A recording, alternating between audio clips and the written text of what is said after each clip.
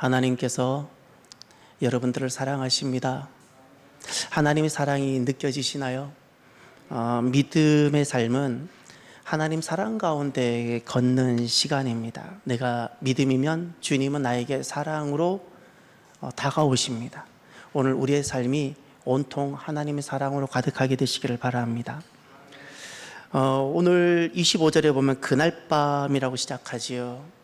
그날 밤입니다. 그날에 어떤 일이 있었을까요? 그날에 어떤 일이 있었고 그날 밤입니다. 이 그날은 딱 한마디로 요약하면 기드온 인생에 있어서 최고의 날이었습니다. 기드온 인생의 최고의 날이 그날이었고 이제 그리고 그날 밤이 된 겁니다. 그러면 기드온 인생에 있어서 어떤 일이 있었기에 정말 기드온 인생의 최고의 날이라고 할 수 있을까요?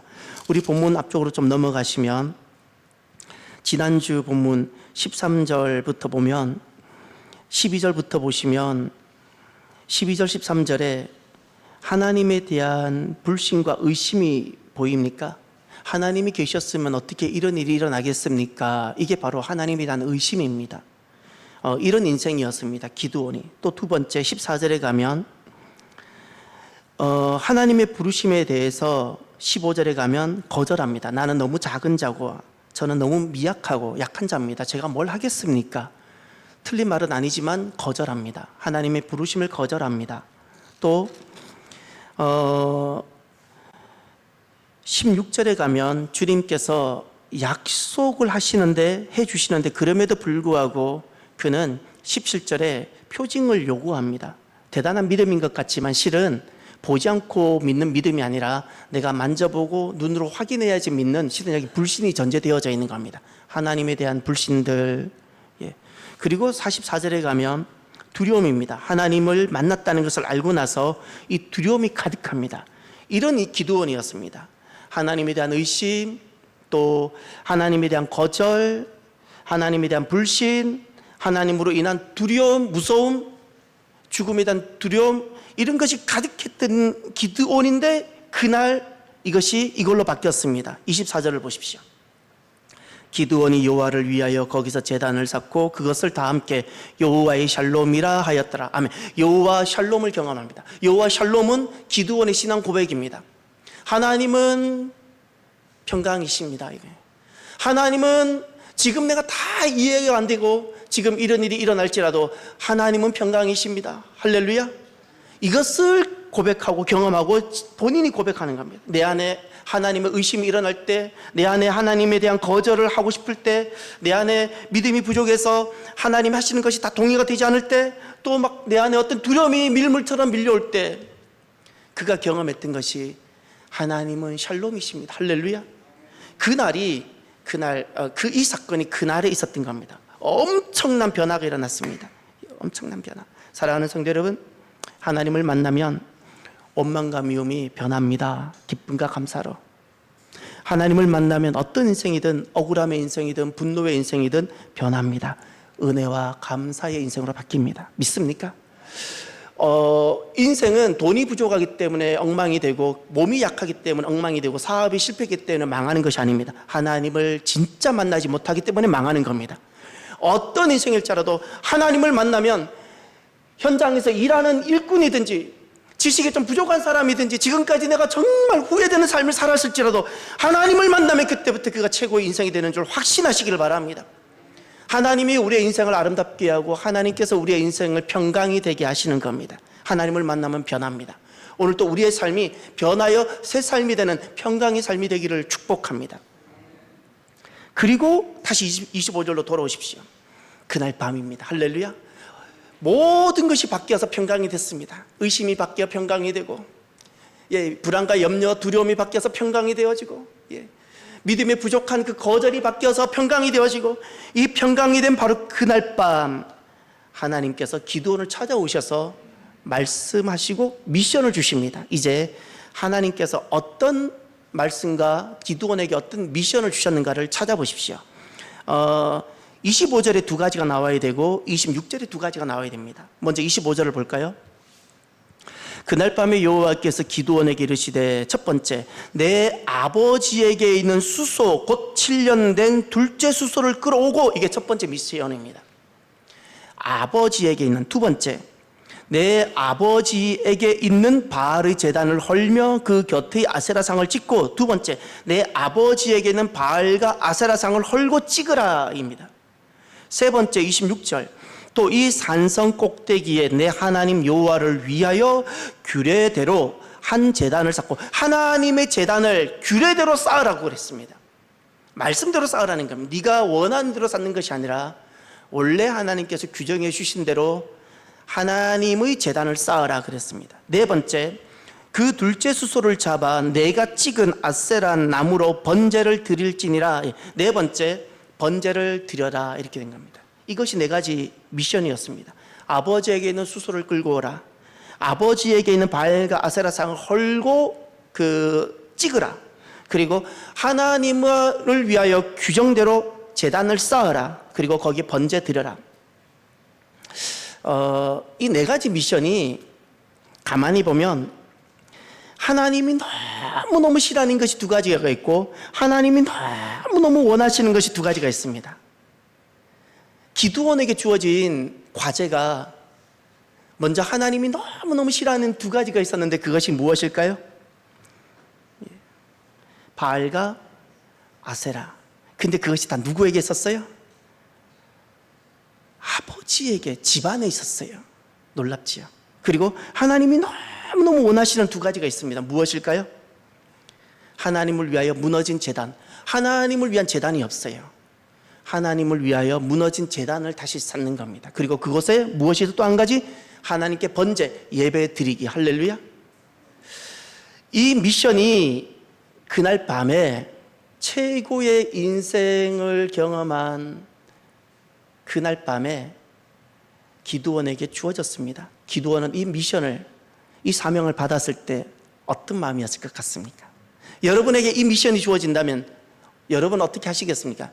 여러분의 집으로 가서 집안 대대로 내려오는 어떤 것들을 다 회파하고 만약 이런 미션이 주어졌다면 여러분은 여러분의 고향에 가서 고향의 전통을 다 무너뜨리고 고향 사람들이 반발하는 말을 듣 무너뜨려라라는 미션이 주어졌다면 여러분은 어떻게 하시겠습니까? 미션이 이런 거예요. 여러분은 어떻게 하시겠습니까? 중요한 것은 하나님께서는 우리가 무엇을 하기 전에 먼저 은혜를 주시는 분임을 믿으시기를 바랍니다. 기드온에게는 스스로 결코 할 수 없는 일이 그날 밤에 미션으로 주어졌고, 그러나 이것을 감당할 수 있는 은혜가 낮에 있었어요. 할렐루야.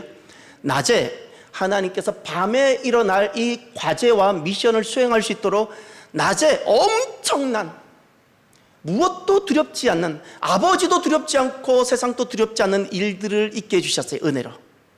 그리고 밤이 되게 하셨고 과제가 주어졌어요. 주의 일은 이렇게 합니다. 주의 일은 내가 얼마나 할 수 있느냐 틀렸습니다. 주의 일은 먼저 하나님이 은혜로 내가 할 수 있는 은혜와 능력을 주십니다. 하나님이 은혜로 내게 능력을 주시고, 그리고 나는 순종함으로 그 일을 하는 거예요. 언제 우리가 하나님의 일을 그르치는가? 내가 할 수 있을까 안 할까? 내 기준으로 이게 잣대를 재고 그때 반드시 우리는 실패하게 됩니다. 주의 일은 주님께서 먼저 은혜 주심을 믿으시기를 바랍니다. 그럼 기드온의 반응을 한번 볼까요? 기드온은 그날 밤에 하나님 주셨던 이 미션에 대해서 기드온의 반응을 보십시오. 27절. 참 복됩니다. 이에 기드온이 종 10사람을 데리고 여호와께서 그에게 말씀하신 대로 행하되 그의 아버지의 가문과 그 성읍 사람들을 두려워함으로 이 일을 감히 낮에 행하지 못하고 밤에 행하니라. 아멘. 27절 기드온의 결단이 나옵니다. 여호와께서 그에게 말씀하신 대로 행하되. 할렐루야. 오늘 요 고백이 저의 고백, 그리고 7월 2일 수요 예배에 나오는 귀한 여러분의 고백이 되시기를 바랍니다. 여호와께서 나에게 말씀하신 대로 행하되. 할렐루야. 여호와께서 나에게 말씀하신 대로 행하되. 오늘 이것이 내 삶의 이유이고 내 삶의 목적이고 내 삶의 내용이기를 바랍니다. 여호와께서 나에게 말씀하신 대로 행하되. 여러분 이제 우리가 하나님 말씀을 준행하는 것을 싫어하거나 거부할 사람은 아무도 없습니다. 우리는 이것을 대단히 피상적이고 머리로만 받아들이는 경우가 있습니다. 하나님 말씀을 준행한다는 것은 어떤 것일까요? 오늘 본문의 기드온이 하나님 말씀을 그대로 행하겠다고 결정을 합니다. 그때 그 말씀 시행, 말씀 준행이 가져오는 기드온의 위기가 어떤 것이 있을까요? 위기가 없었을까요? 이렇게 말합니다. 27절 중반절을 보십시오. 그의 아버지의 가문과 그 성읍 사람들을 두려워함으로 아무런 문제가 없기 때문에 이 일을 하는데 아무런 장애와 또 걸림돌이 없었기에 진행하는 것이 아니었습니다. 엄청난 그 부정적인 그리고 어떤 거센 반발과 도전이 있는 것을 압니다. 그럼에도 불구하고 하나님의 말씀대로 준행하기로 결단한다는 사실입니다. 우리가 말씀대로 준행한다는 것은 이 일을 말씀대로 했을 때 문제가 없거나 내가 손실이 없거나 그것이 아닙니다. 손실이 있고 문제가 되어도 하나님 말씀이 우선일 때입니다. 믿습니까? 예. 오늘 본문에 보면 말씀 시행에 가져오는 위기가 있습니다. 말씀을 가만히 보면 아버지에게 속했다는 것이 두 번이 등장합니다. 아버지에게 속한 것, 하나님 말씀대로 내가 준행하게 되면 이런 겁니다. 하나님 말씀을 그대로 준행하게 되면 아버지에 대한 도전이 되어지고 아버지와의 관계가 틀어지고 집안에서부터 문제가 생기는 거예요. 이런 문제가 생깁니다. 여러분 어떻게 하시겠습니까? 두 번째, 말씀대로 시행할 때 어떤 위기가 찾아오는가? 성읍 사람들, 그 마을 함께 살아가는 사람으로부터 위기가 오는 겁니다. 주변 사람들이 너무너무 싫어할 뿐만 아니라 주변 사람들로 인하여 내가 더 이상 살 수 없는 지경이 될 수 있다는 것을 기드온이 압니다. 심지어 그래서 30절을 보세요. 성읍 사람들이 요아스는 기드온의 아버지입니다. 요아스에게 이르되 내 아들을 끌어내라. 그는 당연히 죽을지니. 성읍 사람들의 반응이 이렇습니다. 기드온은 죽을 일을 했다는 겁니다. 이런 것을 기드온이 느끼고 압니다. 그러니 이런 두려움, 무서움이 생겼던 겁니다. 네. 이런 말씀 시행이 이런 위기가 가져오는 겁니다. 여러분이라면 어떻게 하시겠습니까? 여러분이라면 말씀대로 했을 때 동네에서 추방당하고 동네로부터 손가락질 받는 정도가 아니라 진짜 삶의 위기가 찾아온다면 여러분이라면 어떻게 하시겠습니까? 예. 그리고 말씀 시행이 가져오는 위기는 내 인생에 정말 위험과 화가 초래될 것이라는 것을 기드온이 느낍니다. 그런데도 하나님과 함께 한다는 것은 이런 겁니다. 하나님과 함께 한다는 것은 도전과 위기와 위험이 없기에 내가 말씀을 시행하는 것이 아니라 도전이 있고 위기가 있고 두려움이라는 것이 있을지라도 내가 하나님을 선택하고 내가 말씀대로 행한다. 이것이 바로 하나님과 함께하는 것입니다. 이 지금 기드온 직전에 누가 있었는가 하면 드보라가 있었습니다. 4대 사사. 이스라엘 백성들이 하나님을 떠날까요? 지금 하나님을 떠나기에 바알과 아세라를 섬길까요? 그렇지 않습니다. 그들은 늘 하나님과 함께 한다고 생각합니다. 나는 하나님과 함께하는 사람이요 이스라엘 사람이라고, 날 때부터 나는 8일 할례를 받은 사람이라고 그들은 이야기하며 안식일마다 하나님을 나는 예배하는 자라고 이야기할 겁니다. 그런데 하나님은 말씀합니다. 너는 나와 함께하지 않지 않냐고. 우리는 하나님과 함께한다고 생각하고 당시 사사시대 사람들은 우리는 저 이방인들과 달리 우리는 하나님과 함께하는 하나님 백성이라고 말씀하는데, 이야기하는데 왜 하나님은 왜 너희들은 나와 함께하지 않느냐라고 말씀하실까요? 이 온도차는 무엇일까요? 언제 우리는 나는 하나님과 함께 한다고 하지만 하나님이 보실 때 함께하지 않는다고 느끼실까요? 위기와 위험들, 이 두려움 때문에 적절하게 지혜롭게 그것이 하나님을 선택하는 것이 아니었어요. 하나님을 선택한다는 것은 계산을 해서 내게 위협이 좀 적고 내 손해가 좀 적고 내게 불이 어떤 내 이름의 어떤 명예, 손실, 나의 부끄러움 이런 것이 좀 없을 때 적절하게 그거 없는 만큼 적절하게 수위를 계산해 사는 것, 하나님은 이렇게 느끼십니다. 너는 나와 함께 하지 않는구나. 너는 내 편에 서지 않는구나. 너는 저 사람들의 눈치를 보고 세상의 기준에 맞추어서 너는 저 바알과 아세라를 섬기고 있구나. 이것이 바로 바알 아세라를 섬기는 겁니다. 다니엘을 기억하시나요? 그럼에도 불구하고 다니엘의 그 신앙 고백은 이런 겁니다. 하나님께서 나를 건져주시지 않을지라도 이겁니다. 꼭 구원이 일어나고 내가 꼭 이 질병에서 내가 기도했을 때 암에서부터 건져나고 내 사업을 기도했는데 하나님 회복시켜 주시고 그래야 내가 하나님을 믿는다는 것이 아니라 그러지 않을지라도 나는 여전히 하나님을 믿겠다는 결단이었어요. 그러지 않을지라도. 그렇기 때문에 다니엘에게 있어서는 어떤 것도 장애가 되지 않았어요. 하나님 제 병을 고쳐주셔야만 합니다. 하나님 내 사업을 일으켜주셔야만 합니다. 아닙니다. 원할지라도 그걸 다 하나님께 맡겨드렸어요. 내가 고침을 받든지 내 사업이 잘 되든지 내 자녀의 문제든 하나님께 맡겨드렸기 때문에 다니엘에게 있어서 그리고 그 친구들에게 있어서 어떤 것도 장애가 될 수 없었습니다. 이것이 진짜 하나님 편의 선거예요. 오늘 저와 여러분들이 이런 연습을 자꾸 하면 좋겠습니다.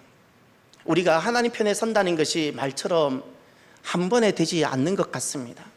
조금씩 도전하고 우리는 너무나도 세상 속에 세상의 원리와 세상의 방법으로 살아가는 것에 익숙하고 당연히 그렇게 사람은 사는 거라고 여기며 살아왔는데 우리가 이제 하나님과 함께 사는 것을 우리는 배워가고 있고 그래서 저와 여러분이 내가 손해를 볼지라도 무엇이 하나님을 원하시고 무엇이 하나님을 위하는 것일까를 한번 잠깐 멈추어서 하나님을 위하고 하나님이 기뻐하시는 그 자리에 서는 저와 여러분이 되기를 바랍니다. 조금씩 연습해 봅시다. 우리는 결코 완전하지 못하고 우리가 이게 한 번에 이루어지지는 않을 겁니다. 저에게도 마찬가지고요. 그런데 저는 자주 생각합니다. 제 인생에 불어닥칠 교회의 시련 또는 우리 어떤 믿음의 과정에 어떤 도전들이 왔을 때 나는 어떻게 할 것인가, 성도들을 어떻게 목회할 것인가, 어떻게 이끌어갈 것인가를 많은 케이스 바이 케이스로 생각을 합니다. 나는 결코 편안하고 무난할 거라고 생각하지 않습니다. 다양한 앞으로 이 한국 땅에 불어닥칠 주님 오시기 전에 점점 더 어려워진다 그랬는데 제가 젊었을 때와 지금하고 너무나도 한국 땅의 온도차가 커요. 이제 지금 20년 후는 또 어떻게 될까? 10년 후는 어떻게 될까? 우리에게 어떤 시련이 찾아온다면 그 시련 때문에 적절하게 세상에 머리를 숙이고 그렇게 우리 성도들이 끌어갈 것인가? 저는 그냥 많이 생각을 해봅니다. 미리 준비하는 겁니다. 왜냐하면 제가 부족하니까. 순간적인 제가 준비하는 데서는 제가 기도하고 준비한 데는 하나님 힘을 주시는데 그렇지 아니하면 순간 어떤 여러 가지 어떤 두려움이나 여러 가지 일들로 무릎을 꿇을 수 있기 때문에 준비하는 겁니다. 결정은 각 개인이 하지만 방향은 바르게 보여드려야겠다, 바르게 제시해줘야겠다 생각을 하는 겁니다. 세 번째 한번 볼까요? 당시 이스라엘 영적인 상태를 여러분 한번 보시길 바랍니다. 당시 이스라엘 영적 상태 28절부터 30절까지 보면 참 비참한 당시 이스라엘 사람들의 영적 상태입니다. 주일이면 안식일이면 우리로 말하면 이런 겁니다. 안식일이면 교회를 가는 사람들, 그리고 재직이라고 말할 수 있는 그 사람들, 주변에 수많은 하나님을 알지 못하는 이방이 있는가 하면 이들은 날 때부터 이스라엘로 그렇게 있었던, 이들은 안식일을 알고 이들은 하나님 말씀도 주셨던 이런 사람들인데 이들의 영적인 상태를 보십시오. 거기 28절에 보면 그 성읍 사람들이 아침에 일찍 일어나 본즉 바알의 제단이 파괴되었으며 그 곁에 아세라가 찍혔고, 이런 표현이 있죠. 바알과 아세라가 찍혔고 무너진 것이 너무 아픕니다. 여러분, 오늘 우리들은 이해가 잘 안 되죠. 어떻게 솔로몬 시대에 성전 안에 바알과 아세라 상이 있었다는 거 성경이 기록하고 있어요. 이게 이스라엘 사람들이었어요. 바알과 아세라가 멀리 있지 않습니다. 바알과 아세라를 섬기는 사람들이 저 땅끝에 있는 것이 아니라 그 당시 교회 안에 있었던 겁니다. 그런데 문제는 이겁니다. 그것이 교회 안에 있었던 것이 문제가 아니라 교회 안에 하나님 백성 공동체 안에 바알과 아세라가 있음에도 불구하고 바알과 아세라를 못 느꼈다는 겁니다. 못 느꼈어요. 문제의식이 없었어요. 문제의식이 보이나요? 하나님 백성들인데, 하나님 백성이라면 무엇이 불편해야 되냐면, 내가 하나님을 덜 섬기는 것보다 더 불편해야 되는 것이, 우리에게 바알이 있고 내 곁에 아세라가 있는 것이 너무 불편해야 됩니다. 미칠 것이 불편해야 되는데 아무런 문제가 되지 않고 오히려 바알과 아세라가 없어진 것에 대해서 너무너무 치가 떨리듯 흥분하는 겁니다. 이것이 당시 이스라엘 사람들의 영적 상태입니다. 문제의식이 없어요. 이것을 영적 문둥병이라 말합니다. 내가 지금 죽어가고 있는데 아무런 감각, 영적 감각이 없는 겁니다. 또 하나,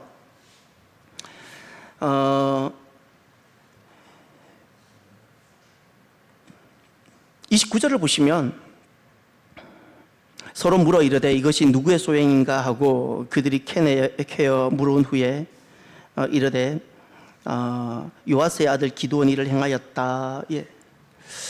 그러면서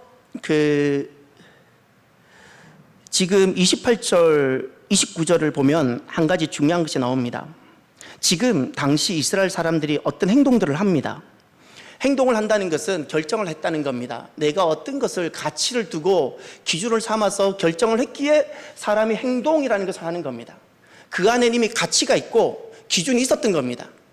당시 이스라엘 사람들의 가치와 기준이 보입니까? 예. 진리가 부재합니다. 진리가 부재합니다. 진리가 아닌 것을 진리로 여기는 겁니다.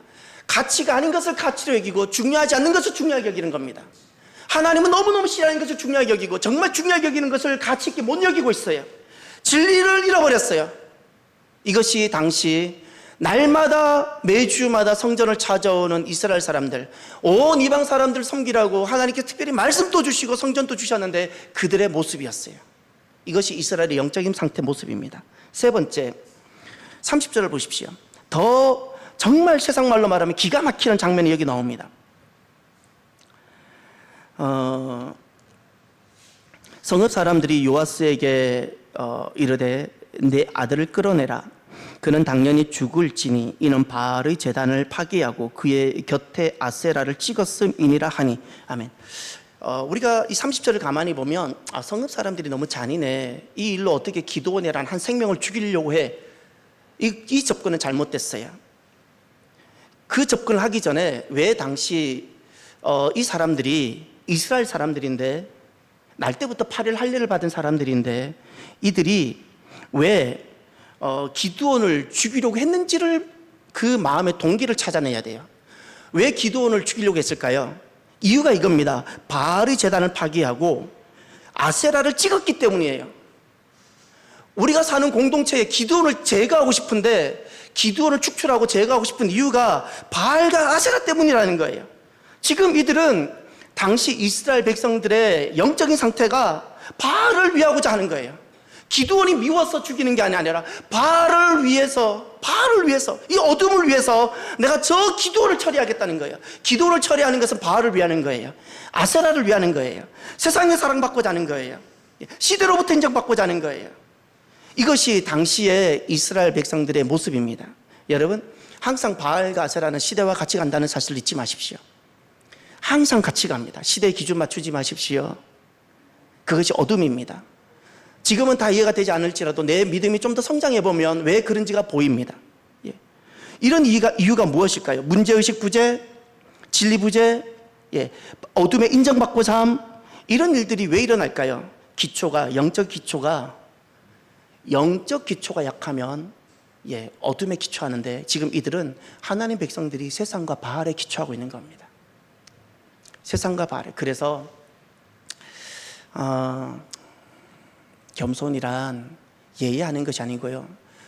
누구를 만나고 겸손이란 예의하는 것이 절대 겸손 아닙니다. 배우고자 하고 주님 앞에 나와 겸손히 기도하고자 하고 순종하고자 하고 이것이 겸손입니다. 배우지 않는 것이 교만입니다. 철저하게 배우셔야 됩니다. 주님 앞에 돌아갈 때까지 배우려고 하십시오. 정말 배우셔야 됩니다.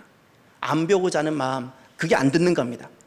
안 듣는 겁니다. 이것이 얼마나 교만한 마음인지 모릅니다.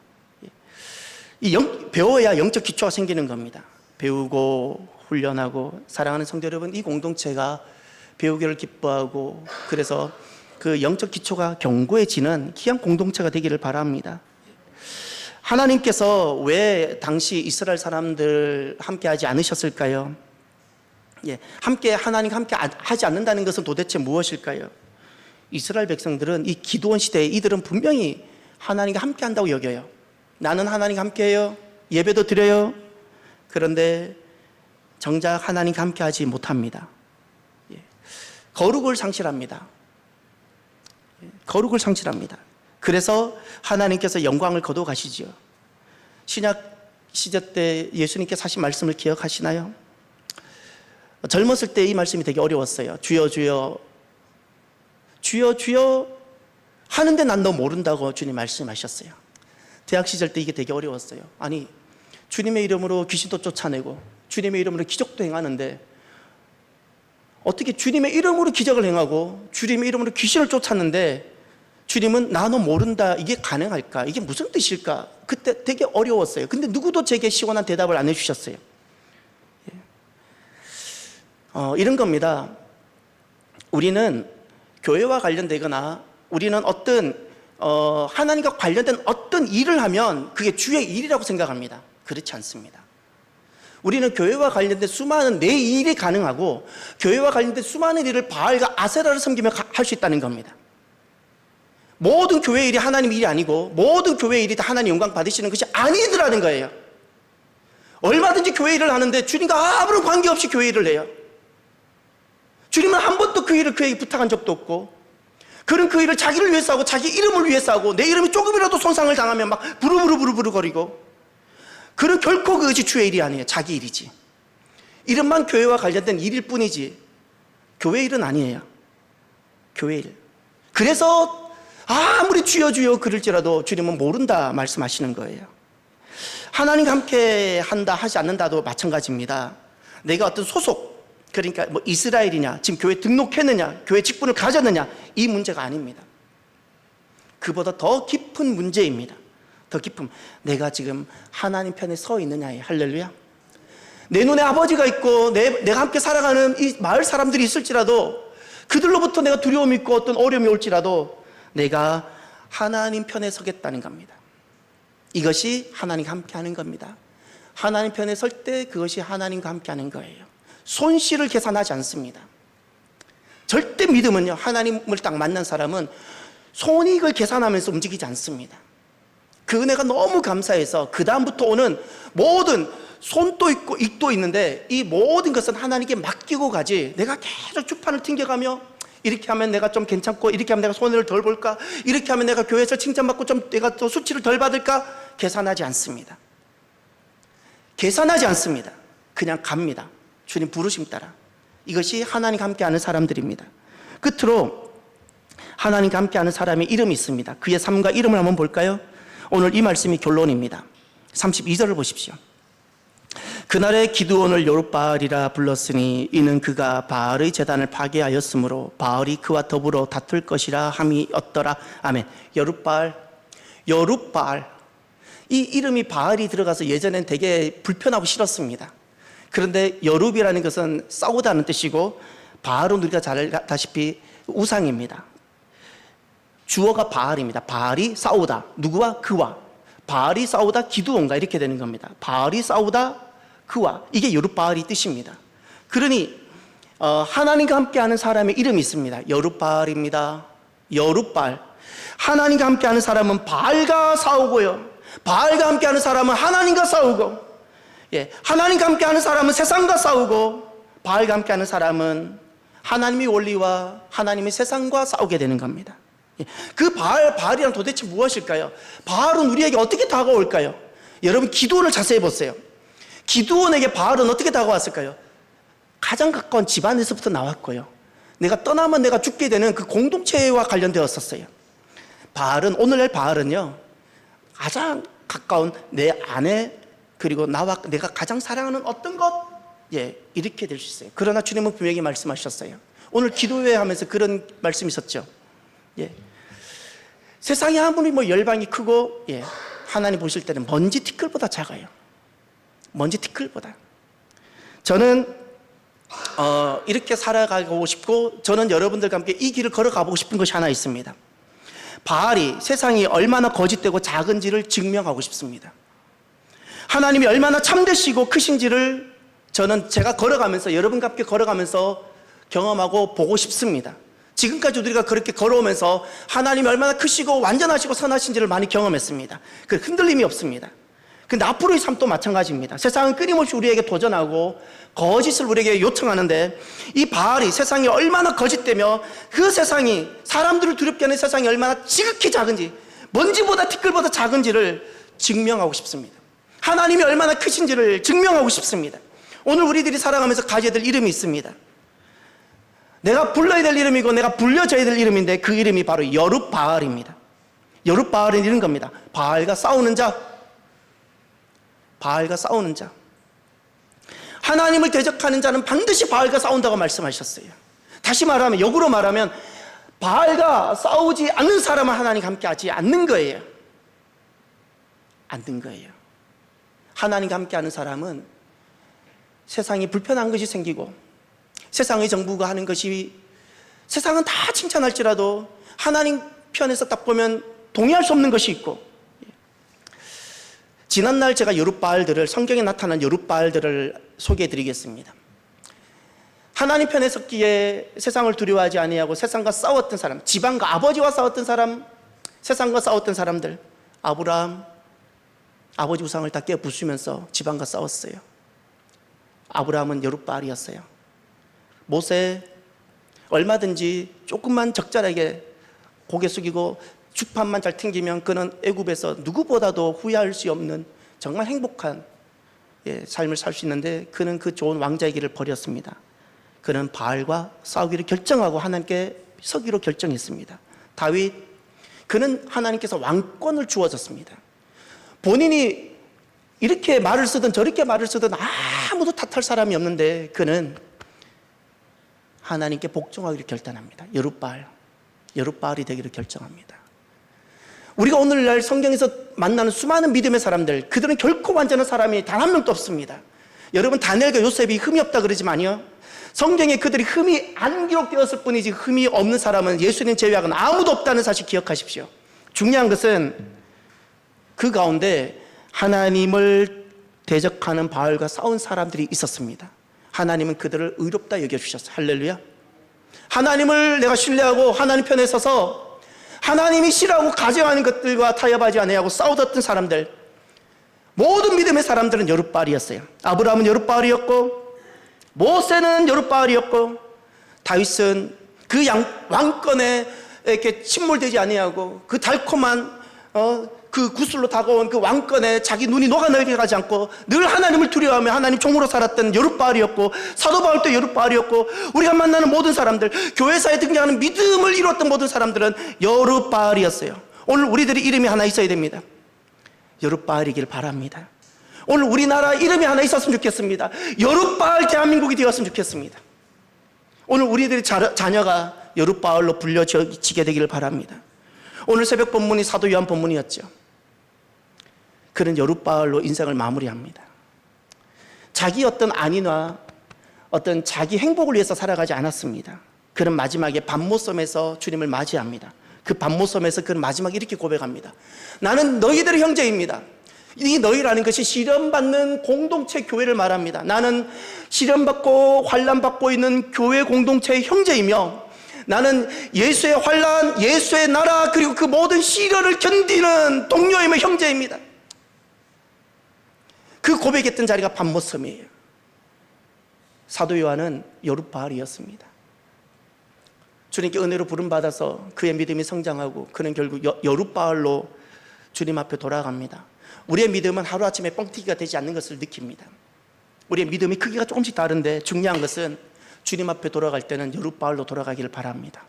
하나님 편에 서서 하나님이 싫어하시는 것을 내가 싫어하고 하나님을 대적하는 것과 내가 싸우며, 이렇게 여룻바알로 내가 스스로 부르고 그렇게 불려지다가 그날에 주님께로 돌아가는 저와 여러분, 하나님과 함께하는 사람이 되기를 축복합니다. 기도합시다. 오늘 나에게 주시는 말씀을 가슴에 새기십시오. 그리고 이름 하나를 꼭 간직하십시오. 여룻바알이어야 됩니다. 세상으로부터 사랑받으려고, 사람으로부터 인정받으려고 하지 마십시오. 하나님이면 됩니다. 우리는 여룻바알로 살아가고 여룻바알로 주님 앞에 돌아가는 오늘 이 자리가 밤모섬이 되기를 주님 앞에 결단하며 기도하시길 바랍니다. 기도합니다. 할렐루야. 하나님 아버지, 참으로 감사합니다.